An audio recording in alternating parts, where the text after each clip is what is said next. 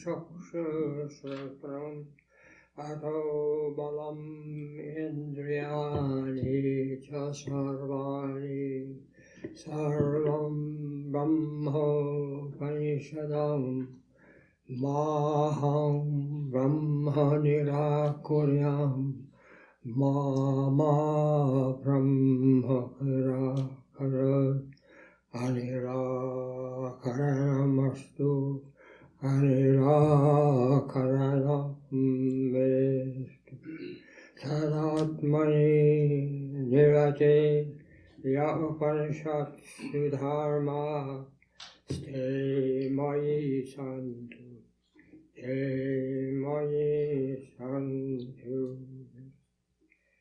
Om, may all my limbs grow strong, so also my breath, my speech, eyes, ears, and all my organs. All are Brahman, of which the Upanishads speak. May I never turn away from Brahman. May Brahman never turn away from me. Let there be no turning away at all, none at least on my side. I am engaged in the study of the self. The Upanishads speak of qualities that one must possess to succeed in such a study.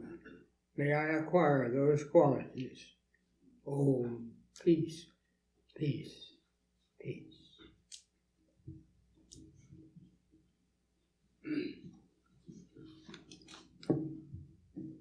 Who did it?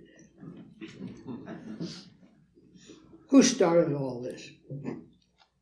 Just imagine some 3,000, at least 3,000 years ago, a sage in the forest asked this question. It wasn't written down, it was memorized, and the answers were memorized. And they have been passed down to us through 2 or 3 centuries, just as they came from his mouth. We don't know who he was, a nameless sage, but somebody had the imagination, the inquisitiveness to ask, who is behind all this? Who started it? Who did it? Who made this universe? And of course, the answer is going to be, as you know, Brahman, the name that was given to this being who hides behind everything, behind you and me. And we have to find him. Well, so that question was asked, who did all this? Who did this mischief? And you know, science is really asking the same question. We're asking this question in religion. But science is really asking the same question. The only difference is the word is what, not who. What started it? What led up to the Big Bang? What are the steps in between? What came after? What filled this? What is responsible for the quantum theory and all the parts of science that have been filled in the meantime? Because science wants to be very impersonal and not very sentimental, and looks upon the devotees of religion as probably not quite up to the mark. But we ask who?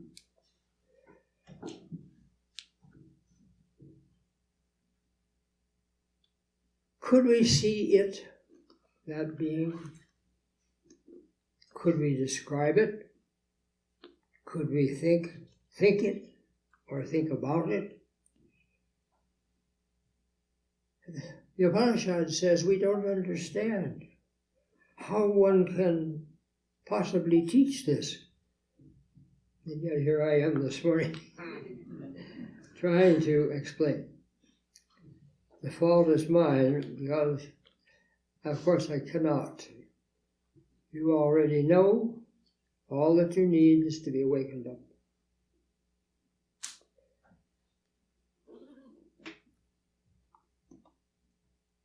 The Upanishad says it's different from the things we know. It's also different from and above the things unknown. Just imagine that. It's different from everything we know with our mind and senses. It's different from everything that we do not know, which is above us, which is yet to be discovered. It's beyond even that.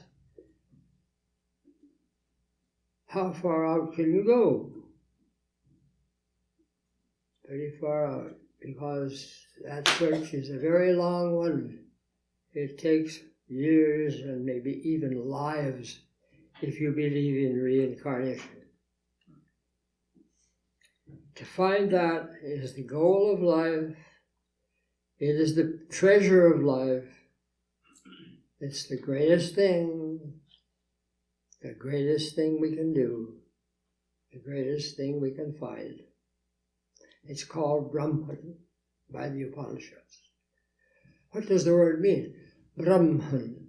Briha is from the root br, which means to swell, to expand. So even in the word itself, even in the name of that being, it's implied that it's going to give birth to more, if there is more. It's a conundrum. Bear with me. It sounds contradictory, but you'll see. Something more abstruse, something subtler had to come. And all of this we have heard from the ancients. It says from the ancients who claimed to be merely passing on something from their forebears. Generation after generation produced these. There was no writing at all.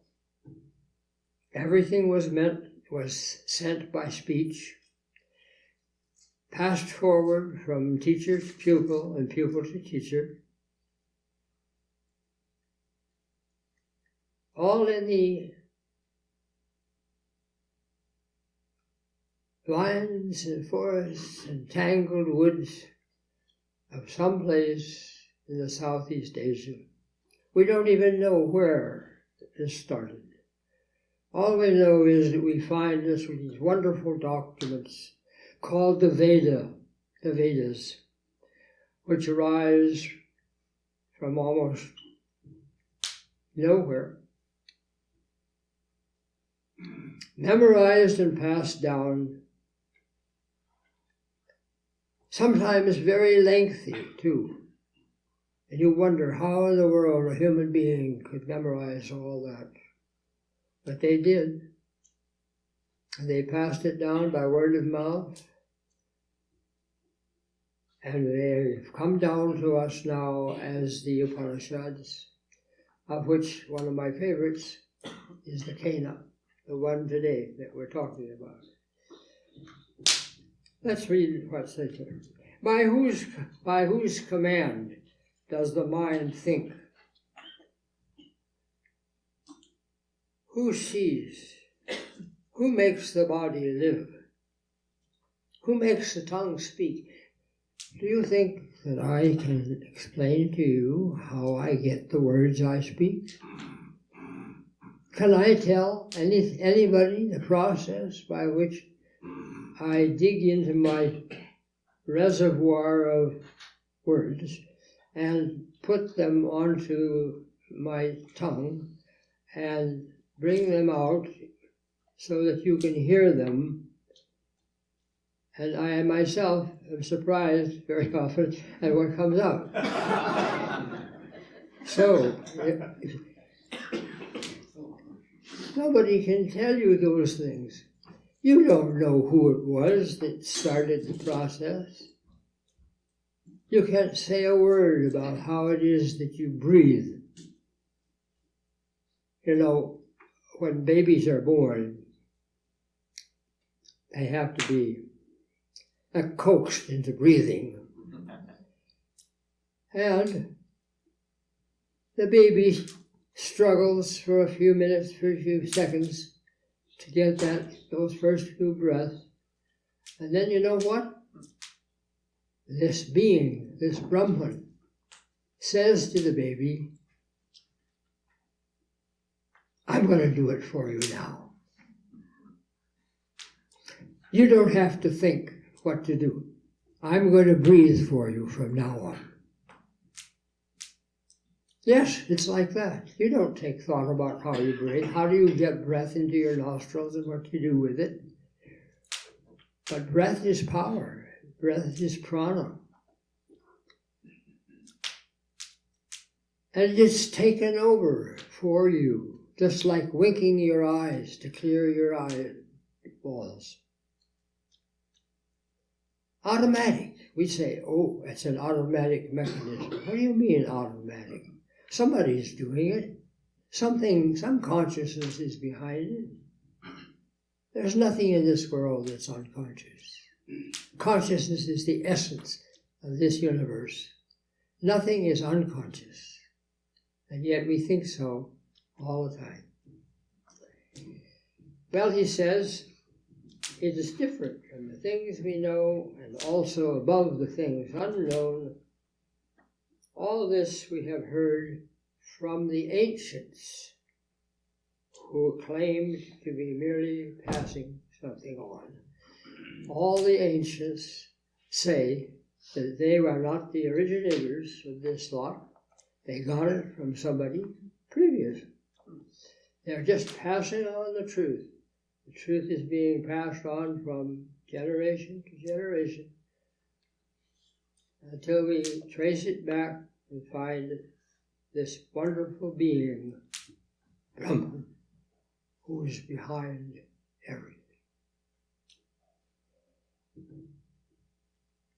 Speech cannot express it, says the Upanishad. Speech is expressed by it, as I said to you. It's Brahman that's making us speak. We don't know how we can do it. We take the ego and make it a nice little label, and we attach it to everything that we do. I'm speaking to you. I say, I am speaking to you. You are listening to me.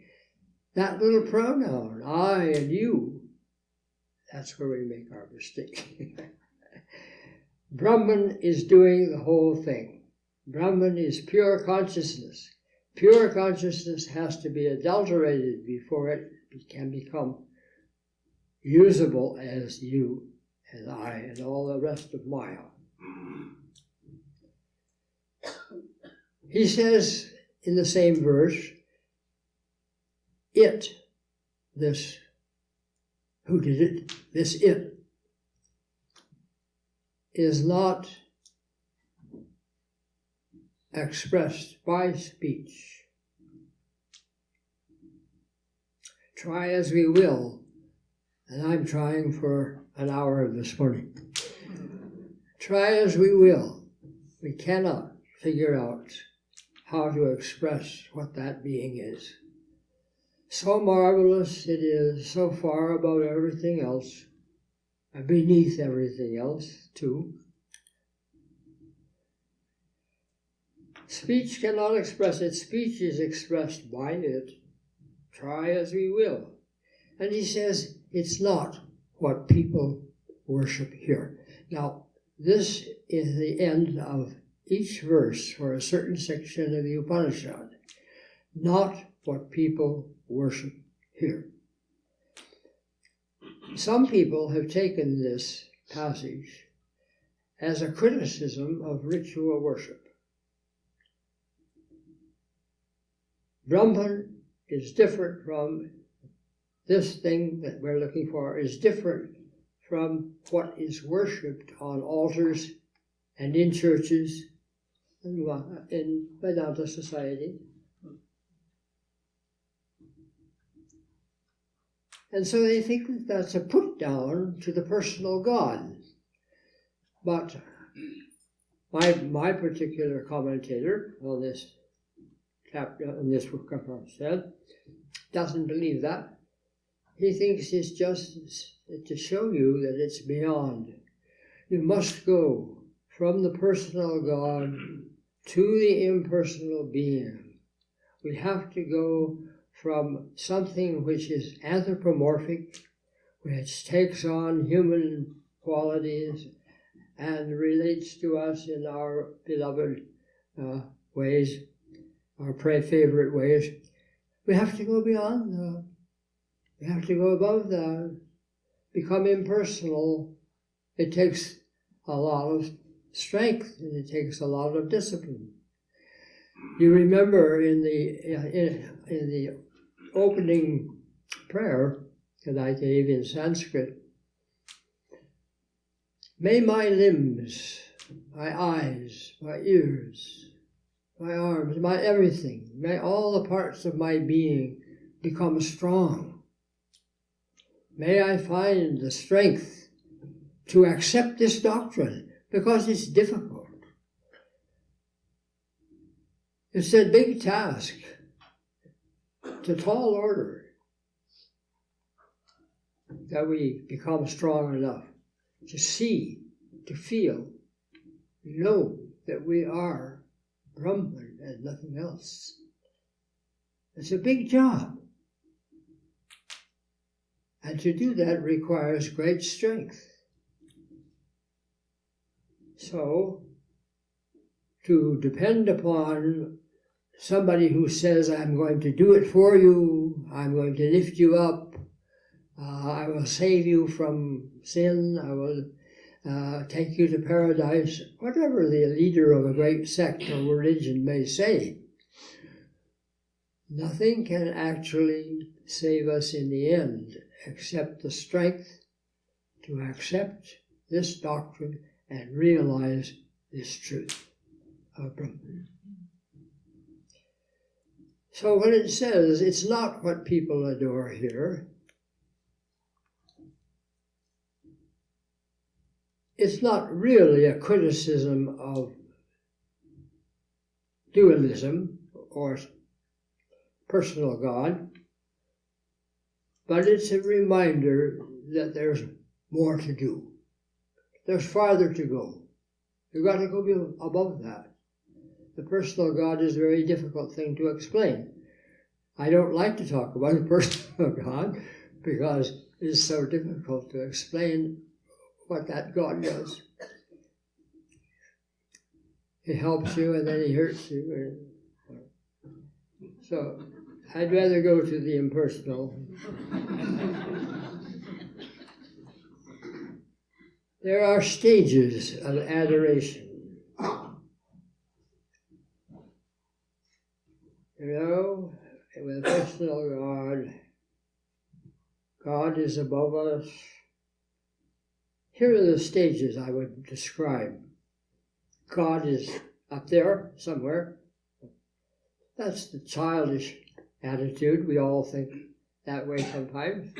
God is up there, heaven's looking down.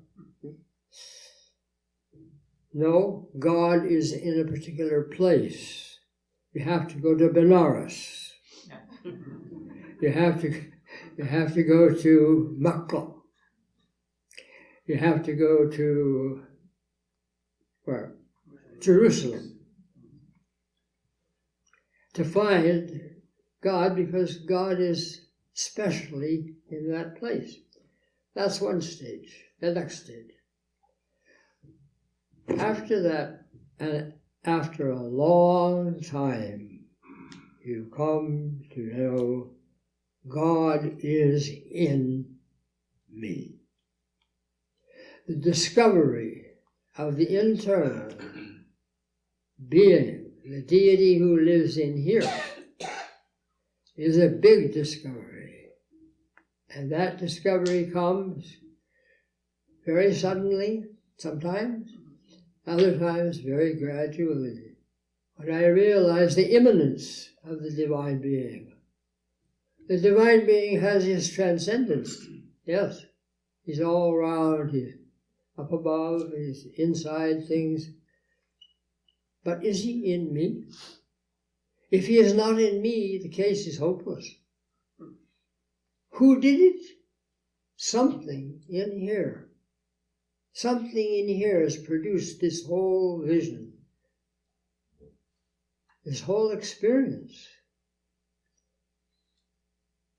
And that's something, in order that it be in you, and in me, and in him, and in her, and in all these creatures, in all these places, has to be impersonal in the long run.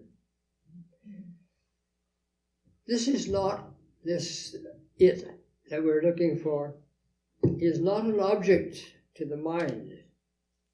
It is that with which the mind thinks. Everything we know, everything we see, everything we do is dependent on the mind. We use our mind as our tool for discovering everything, for learning everything, for memorizing, for passing on, for teaching. I'm using my mind for speaking to you. But this is not an object to that mind. My mind cannot comprehend it. Well, then you say, well, then what's the use of my trying? Because in trying to encompass it with the mind is blown apart, overcome. Mind dies. You believe that? We think mind is so important to us, our mind. He's losing his mind. He's becoming, what do you call it? I've lost the word. He's becoming senile, that's it, like me. He's becoming senile. He's becoming senile. He's losing his mind. God bless you if you can lose your mind in Brahman. If we can lose this limited, mistaken, misshapen, erroneous mind in the perfect being of Brahman, blessed are we. We are blessed. And that's what we're aiming for. So this is not an object to the mind, but it is that with which the mind thinks. I'm quoting the verses of the Upanishad. It is not that which is seen by the eye. I can't see Brahman, even if I look here. This is one of my favorite objects, is Sri Ramakrishna. But even that, I can't see Brahman there, no matter what I look at, how I look at him, because I haven't got the right mentality. I'm not perfected. It is not that which is heard by the ear, but by which the ear hears. Is there any way that you can ever describe, much as you may know about the semicircular canals and the capillaries and the tubes, the eustachian tube and all of the other parts of the anatomy, is there any way that you can really say how your ear, our ears, are hearing the voice that's coming to you? You can describe a physical process, but you cannot explain the aliveness of that contact called hearing. You can't. It is not that which is breathed by breath. It is not that which is breathed by breath, but which makes breath possible.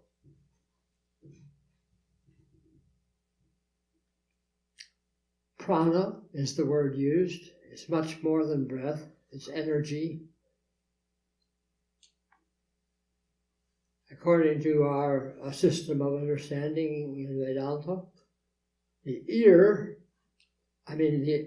mouth, the mouth and nose, bring in prana, which is divine energy. And it is different from sound. And the ears bring in sound. It's different from breath. It's different from everything else except that it's underneath everything. Prana is very much like Brahman. In fact, one of the Upanishads equivalates Brahman and Prana. So it's not that which is breathed by breath, but by which breath becomes possible.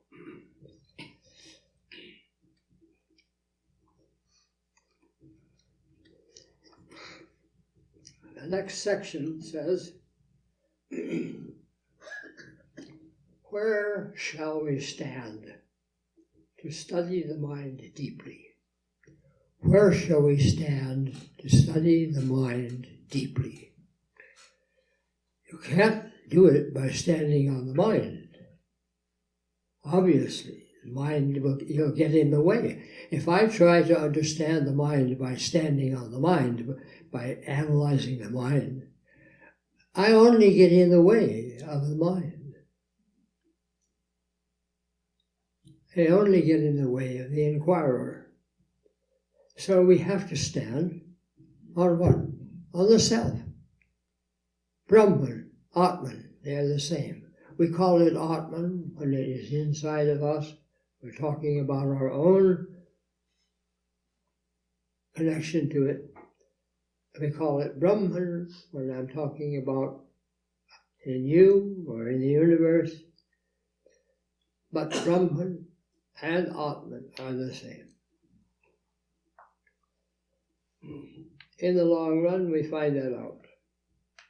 So in order to study the mind deeply, how it tricks us, how it works, how it tricks us, yes, it tricks us. To find that out, we have to stand on Brahman, on the Atman, not on the mind. We believed the astronauts. Most improbable thing, that man had gone to the moon and so on. We believed that. Most sensible people. There were a few doubters. But if it was true that man did become successful astronauts, can we not believe the deep thinking sages, the rishis of the Upanishads? These people were specialists in sailing into the inner mind of man, the inner workings of man. They were specialists in diving into themselves, in dragging up the deepest truths and putting them into verbal form and passing them on. How could they do that? We don't know, but we know that we did, and we believe them. All of us who are Vedantin in Vedanta have to accept the Vedas as the ultimate authority, impersonal though they are. It reminds me of a saying that we used to have in boarding school. I went to a boarding school where they had this motto, The freshman knows not, and knows not that he knows not. The sophomore knows not, and he knows that he knows not.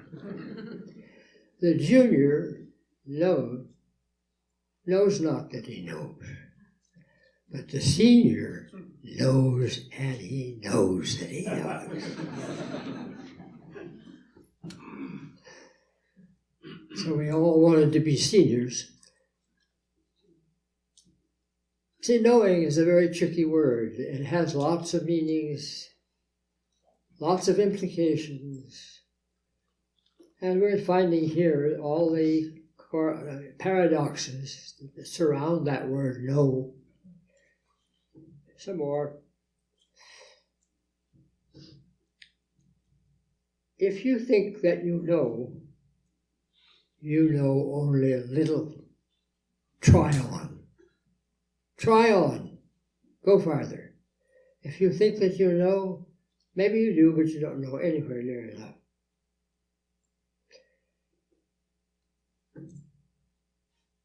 Saint Anthony of Egypt. The pupil replies, I don't think that I know it well, nor do I think that I do not know it. He has got some glimpse of this higher knowledge, and he is telling his teacher, I don't think that I know it well, but I do not think that I do not know it. And the teacher says, you know only a little. Go further. So naturally, the eye cannot go there, nor speech, nor mind. Eye cannot go there, speech cannot go there, I'm not attaining it in talking to you. Mind will not go there. What will go there? So how can we possibly teach it? The teacher himself in the book asks, how can I possibly teach something like this? Things perceptible by the senses can be taught. I can teach you mathematics. I can't, but some people can teach you mathematics. I can teach you some English and other things that I've taught in my life. But I cannot teach this.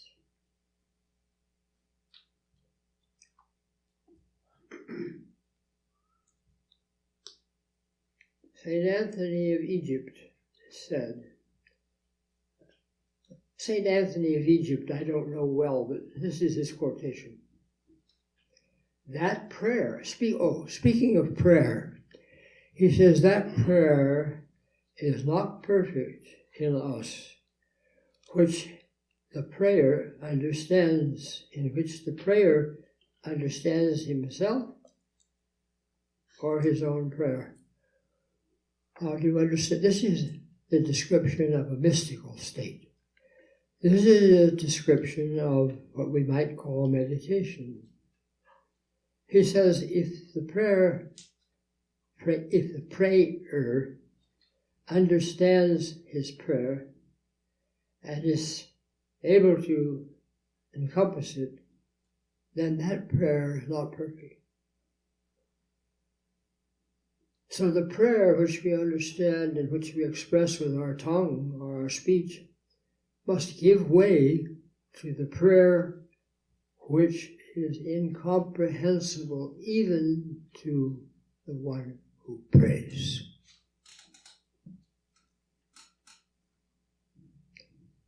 So the next verse says, naturally the eye cannot go there, nor speech, nor mind. Art or culture means giving concrete expression to great ideas. For example, attraction. The devotee's attraction for Sri Krishna. Sri Krishna, the way that Vaishnavas in India have.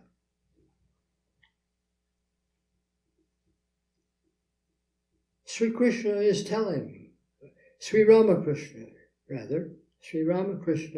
tells his devotees, this is Sri Ramakrishna, he tells us, his devotees, I don't ask you to accept what I tell you.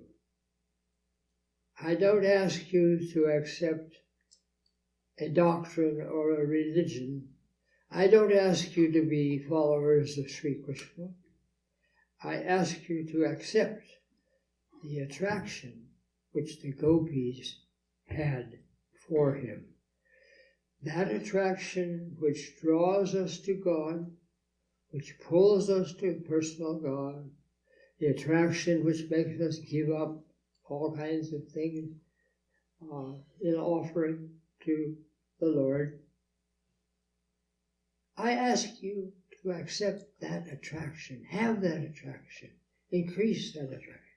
And we're getting into bhakti yoga, which takes away from our subject. But anyway, that has a meaning here, that we don't always know what we are doing or why we are doing, but the attraction must be in our hearts and pull us forward. This that we seek is the unknown, the unmanifest, like the galaxies. A thorough application of our new knowledge, like the galaxies beyond our astronomical observation. We don't know the galaxies out there. The astronomers do. But they know that it's light. And light is consciousness. Consciousness is light. We are getting our sense of reality from living unconsciously. We think we are unconscious. We think when we sleep we are unconscious. No. The light is shining in the dream. The light is shining in deep sleep, dreamless sleep. The light is shining. The light is always shining, because light is consciousness, and consciousness is behind everything. We are getting our sense of reality in spite of living unconsciously. This verse tells us of the importance of thorough application of our new knowledge. Pratibodha viditam pitam amritatvat vidite. That knowledge, that enlightenment is perfect when it is discovered in every act of perception.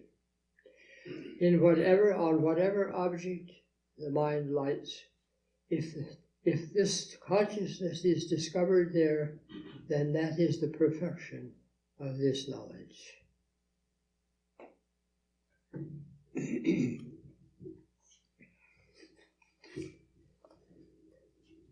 This last part of the verse is not intended as a criticism. I've mentioned that already.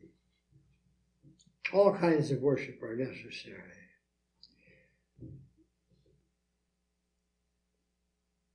The Kena truths, the truths of the Kena Upanishad, seem to be so simple, but strength and power are in them. And as I mentioned in the introductory prayer, the invocation, if you are prepared, you can realize that truth with new ears, new eyes, trained nerves, trained muscles. And if you have advanced to a certain stage, you can actually feel. You can feel the muscles being drawn up into the nerves from the muscles being drawn up into the head, the brain.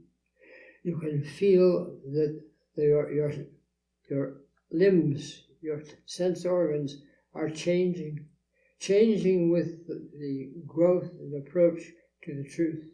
The truth compels you to have new eyes, new ears, new muscle, new nerves. Our empirical knowledge is the light, the self plus the form. I know this because the self is behind it, Brahman is behind it, Atman, call it what you will. That being is behind this, and then I call it lamp. I put the name, and I can tell you the form, cylindrical, but I cannot present you with the being which it really is. Ask yourself, how am I truly great? There isn't an I that is different from my ego. There is an I? Yes, there is. There is an I which is different from my ego, and when I have gone beyond my ego, I shall discover that. Compare it with the Tao Te Ching. You know the Tao, the scripture of Taoism in China. The Tao says, those who know it do not talk about it, and those who talk about it do not know. And the Cana echoes that by saying, not what people adore here, not what people adored 2,600 years ago in Mohenjo-daro and Harappa. See, we've done the digging. We know that those places exist. We know that there were forms of deity and worship activities going on in those ancient digs, those places which are now just archaeological pits. We know that this has been going on for all this time. Well, the practice is every minute Zen, and Ram Dass, and be here now. These are all hints of the same thing. When Ram Dass says, be here now, he means pay attention to Brahman. That's just what that means. Every minute Zen, the Zen people say, you must practice Zen every minute. And then I have the peace chant. The peace chant, which we gave at the beginning. Posture is important for creating spiritual vibration.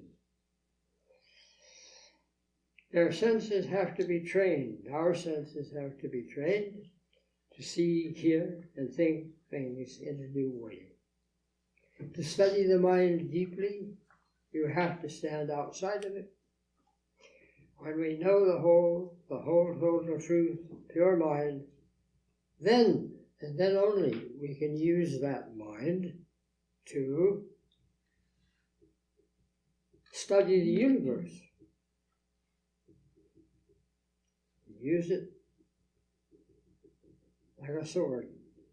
The gold of our thoughts has become all mixed up with the iron ore of the world.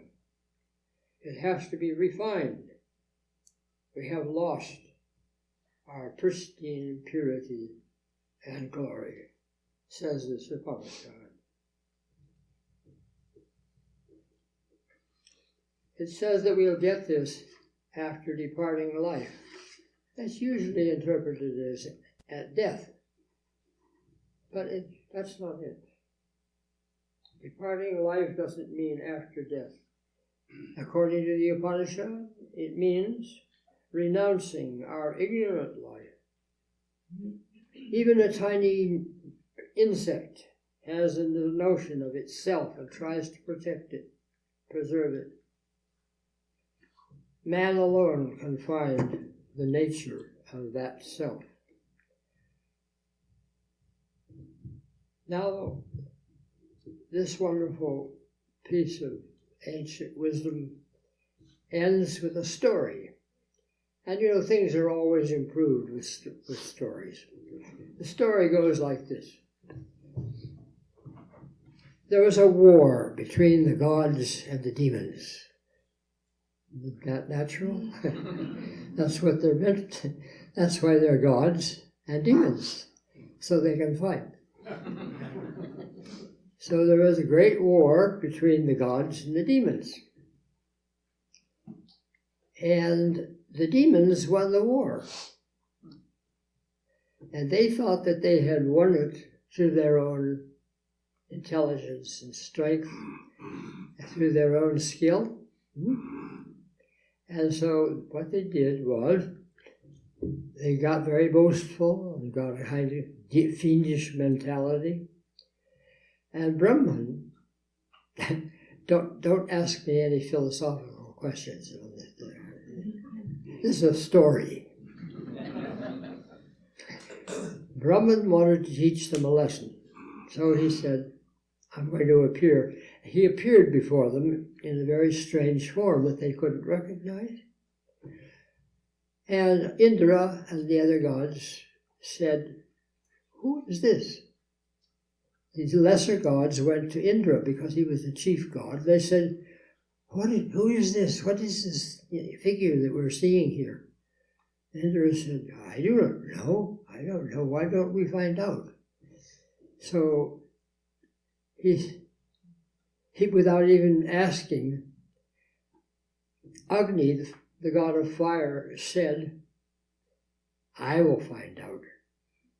And he went up to the strange object, and the object spoke, and it said, who are you? And Agni said, I am the god of fire. I can burn anything on earth. And so Brahman put a stick, a little twig in front of him, said, all right, burn that. And he roared and he huffed and he puffed and he sent all this flame into and he couldn't burn that little stick. So he came back to Indra and said, I don't know who this is. I can't tell you who it is. I don't know. It didn't work. So Indra says to Vayu, Vayu, you have power. You go and find out who that is. Vayu goes, who are you? I am Vayu, the wind. I can blow away anything. Oh, okay, blow away this stick. And huffs and he puffs. And he does his best and blows and blows until his lungs are exhausted and the stick doesn't move, of course. And so finally they say to Indra, well, you're going to have to go yourself. You're the chief god. You're going to have to go yourself. So Indra approaches this strange object, and the strange object doesn't ask him anything. It turns, now get this, it turns into a woman.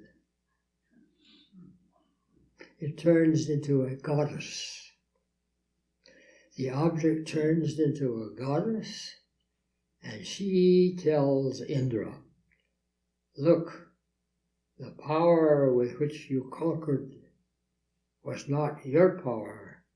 It belongs to Brahman. And she describes Brahman for him. And then Indra, and that's why Indra is known as the chief of the gods, because it was to him that Brahman revealed itself in the form of Umavati. Uma, the goddess of the sky. There are gods and goddesses, but it's interesting. that the one who did the imparted the final wisdom was a goddess. And then she goes on to explain what the nature of Brahman is and is not, and virtually repeats the content of the Kena Upanishad. So who did it?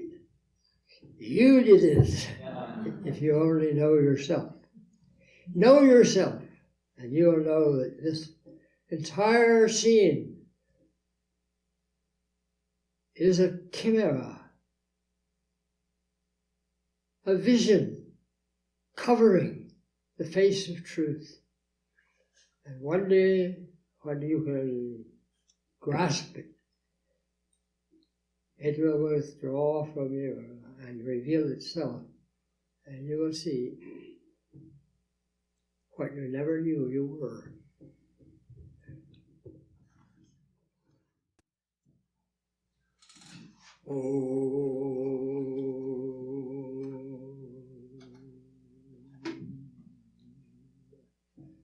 Sarve bhavantu sukhina, sarve santu niramaya, sarve bhadrani pashyantu, ma kaschid dukkhavam bhavet.